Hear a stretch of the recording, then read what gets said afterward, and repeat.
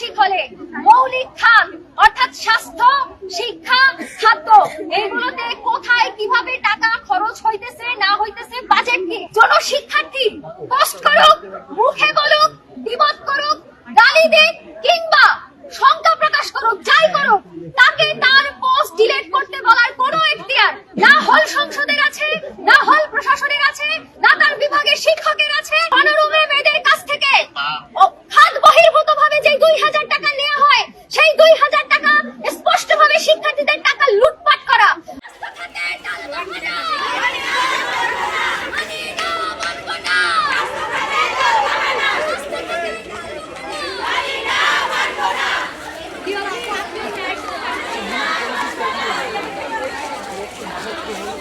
ঘটনার সূত্রপাতটা তো আসলে শুরু হয়েছিল মেয়েদের সাথে পোস্টগুলোকে কেন্দ্র করে এবং মেয়েদেরকে পোস্ট ডিলিট করার মধ্য দিয়ে। সবগুলো বিষয়ই আজকে আমরা জেনারেল মিটিং এ তুলেছি। তোলার পরে যখন কোনো প্রশ্নেরই সদুত্তর আসে নাই, তখন আমরা মেয়েরা 3টা দাবি উত্থাপন করছি। যেহেতু হল প্রশাসন আমাদেরকে কোনো সুস্পষ্ট বাজেট দেখাইতে পারে নাই আমাদের মৌলিক খাতগুলোকে নিয়ে, আমরা দাবি করতেছি 1 নম্বর, বাংলাদেশ কুয়েত মৈত্রী হল সহ ঢাকা বিশ্ববিদ্যালয়ের যেই কয়টা আবাসিক হল আছে, প্রত্যেকটা আবাসিক হলে মৌলিক খাত অর্থাৎ স্বাস্থ্য, শিক্ষা, খাদ্য এইগুলোতে কোথায় কিভাবে টাকা খরচ হইতেছে না হইতেছে বাজেট কি, সেগুলোকে সুস্পষ্টভাবে ছাত্রদের সামনে উন্মোচন করতে হবে, তুলে ধরতে হবে। যদি তারা তুলে না ধরে তাহলে সেটার ফার্দার স্টেপ আমরা নিব। আমাদের দ্বিতীয় দাবি, কেন 7 তারিখে এসে এতগুলো মেয়ে অসুস্থ হওয়ার পরে তাদের মনে হলো ফিল্টার গুলোকে ইউভি চেম্বার লাগানো দরকার এবং মেয়েদের স্বাস্থ্যের দিকে নজর দেওয়া দরকার? অর্থাৎ প্রশাসনের দায়হীনতা, জবাবদিহিতাহীনতা এবং পরিকল্পনাহীনতার এই দায়, এই জবাব হল প্রশাসনের কাছে আমরা জবাবদিহিতা চাইবো। কালকের মধ্যে যদি তারা আমাদেরকে জবাব দিতে না পারে, আমরা পুরো ক্যাম্পাসকে আহ্বান করতেছি, আপনারা আমাদেরকে সহযোগিতা করেন, আপনারা আপনাদের হলে আন্দোলন করেন, আপনাদের প্রশাসনকে প্রশ্ন করেন এবং আমরা মন্ত্রী হলের মেয়েরা এই প্রশাসনের বিরুদ্ধে অলরেডি দাঁড়াই গেছি, চাইলে এদেরকে উচ্ছেদ করব।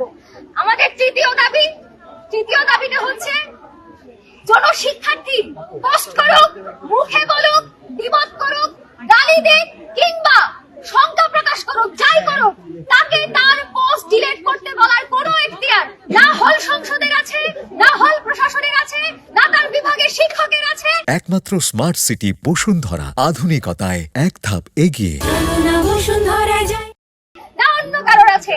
এই যে শিক্ষার্থীর মত প্রকাশের স্বাধীনতার হস্তক্ষেপ করা হয়েছে, হলের এই অগণতান্ত্রিক পরিবেশের বিরুদ্ধে হল প্রশাসনকে ইমিডিয়েটলি স্টেপ নিতে হবে এবং গণতান্ত্রিক পরিবেশ নিশ্চিত করার জন্য ছাত্র প্রতিনিধি, শিক্ষার্থী প্রতিনিধি এবং হল প্রশাসনের সমন্বয়ে দ্বিপক্ষীয় কমিটি তৈরি করতে হবে। অর্থাৎ এই জবাবদিহিতা যেমন আমাদেরকে কালকের মধ্যে দিতে হবে এবং এর ফার্দার সমাধান কি সেগুলো কালকের মধ্যে আমাদের সামনে উন্মোচন করতে হবে।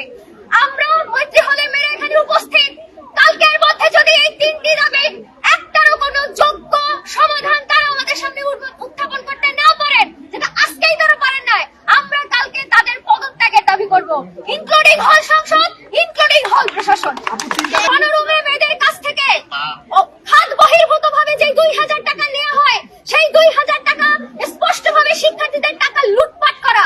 অর্থাৎ হল প্রশাসন ইচ্ছাকৃতভাবে মেয়েদেরকে মানবেতর জীবনযাপন করতে বাধ্য করাচ্ছে এবং মেয়েদের থেকে বাণিজ্য করতেছে, তাদের মাথা থেকে টাকা লুটপাট করতেছে।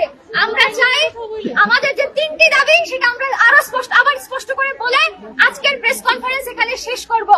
সেটা হচ্ছে 1 নাম্বার, মৈত্রী হলের মৌলিক খাত স্বাস্থ্য, শিক্ষা এবং খাদ্য অর্থাৎ ক্যান্টিনের যে সংকটগুলো যা আছে, সবগুলোর পেছনে এতদিন পর্যন্ত হল সংসদ এবং প্রশাসন কি কি সমাধান করেছেন সেগুলো ঠিক করা এবং এই মৌলিক খাতে যে বাজেট, সেই বাজেটকে সুস্পষ্ট করা।